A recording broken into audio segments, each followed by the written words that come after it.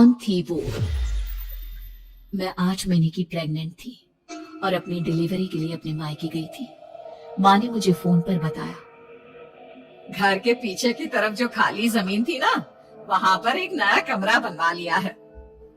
इतने सालों के बाद जैसे ही अपने घर में कदम रखा, कुछ अलग सा लगा।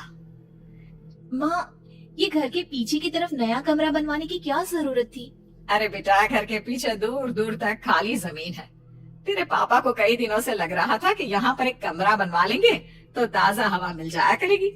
अब तो ये सब छोड़ और चल जल्दी से दूध पी ले। माँ, मैं थोड़ी देर में पी लूंगी, आप सो जाओ। मैंने दूध का गिलास उठाकर उस खिड़की में रख दिया। पता नहीं कब आंख लगी, अचानक से खिड़की के पल्लों के खड़कने की तेज आवाज आई। दूध का गिलास धड़ाम से जमीन पर आ गिरा। जमीन पर गिरते ही दूध का रंग लाल हो चुका था। मैंने खिड़की से झांक कर बाहर देखा।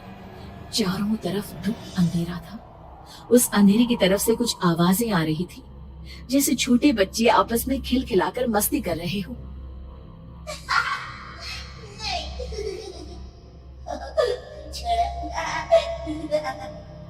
इतनी रात को इतने घनघोर अंधेरे में बच्चों की आवाज कैसे आ रही है? घड़ी में वक्त देखा तो ठीक 12 बजे थे। देखकर मैं सन्न रह गई। बुरी आत्माओं और भूतों की कई कहानियां मैं सुन चुकी थी। वक्त भी कुछ ऐसा ही था। ऊपर से मैं प्रेग्नेंट। सुना था कि ऐसे वक्त में अक्सर बुरी आत्माएं औरतों का पीछा करती है, तो क्या मेरे पीछे भी? पसीने से तरबतर बड़ी मुश्किल से, जैसे कांपते हाथों से मैंने उस खिड़की को बंद किया। जल्दी से जल्दी उस कमरे से बाहर निकलकर माँ के पास जाने के बारे में सोचा, लेकिन जैसे ही दरवाजे की तरफ पलटी, लगा कोई साया हवा की स्पीड से दरवाजे के सामने से गुजर गया। मेरे गले में अटक कर रह गई। मैं जोर से चीख कर माँ को बुलाना चाहती थी, लेकिन वो आवाज खुद मेरे कानों तक नहीं पहुंच पा रही थी। तो माँ तक कैसे पहुंचती? खिड़की के पल्ले एक बार फिर तेज हवा के झोंके से धड़ाम करके खुल गया और पूरी ताकत से मैं चीख पड़ी। जानती थी मेरी चीख की आवाज सुनकर कुछ ही सेकंड में माँ वहां पहुंच जाएगी, लेकिन ऐसा कुछ हुआ ही नहीं। मेरा कलेजा डर के मारे फटा जा रहा था। आखिर माँ ने मेरी आवाज क्यों नहीं सुनी? इतनी गहरी नींद में तो माँ कभी नहीं सोती। ठीक पीछे खुली हुई वो खिड़की। मुझ में इतनी ताकत नहीं बची थी कि मैं पलटकर उस तरफ देख भी सकूं। हवा का एक सनसनाता हुआ झोंका उसी वक्त मेरे कानों से आकर टकराया। लगा जैसे किसी ने दबी हुई आवाज में धीरे से मुझसे कहा, चली जाओ यहाँ से। मैंने दोनों हाथ अपने कानों पर रख लिए और एक बार फिर ताकत लगाकर जोर से चीखने की कोशिश की। मेरी आवाज उस कमरे की दीवारों से टकराकर वापस मुझे ही सुनाई दे रही थी। जितनी ताकत के साथ मैंने चीखने की कोशिश की थी, कुछ ही देर बाद उससे कहीं ज्यादा तेज और दर्दनाक चीख मुझे सुनाई देने लगी। ये आवाज ठीक मेरे पीछे खिड़की से आ रही थी।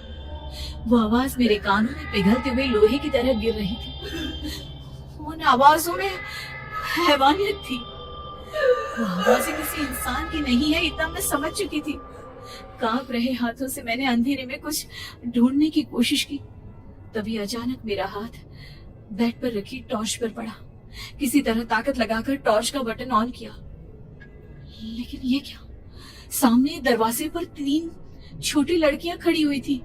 उनके हाथ में स्टील के चमचमाते हुए चाकू थे। मैं घबराकर लड़खड़ाई और पीछे की तरफ हटी, लेकिन तब तक वो मेरे पास आ चुकी थी। उनकी गर्दन टेढ़ी थी और उनके हाथों के वो चाकू मेरे पेट को निशाना बनाने को तैयार। मैं जोर से चीखी, नहीं, छोड़ दो मेरे बच्चे को, मत मारो, मत मारो, छोड़ दो मेरे बच्चे को। सोनाली, सोनाली, क्या हुआ बेटा? तू इतनी डरी हुई क्यों है? उठ बेटा, क्या हुआ? हड़बड़ाकर मैंने अपनी आंखें खोली।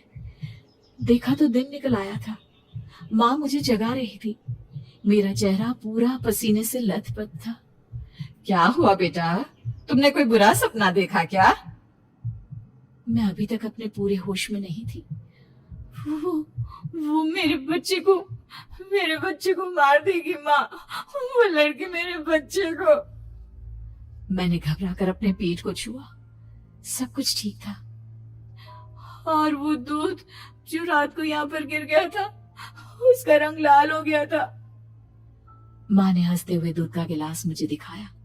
तुमने दूध पिया ही नहीं, पूरा का पूरा ऐसे ही रखा हुआ है। तुमसे कहा था ना सोनाली, सेहत के लिए लापरवाही ठीक नहीं बेटा। लेकिन मैंने तो सब कुछ अपनी खुली आंखों से देखा था। ये सपना कैसे हो सकता है?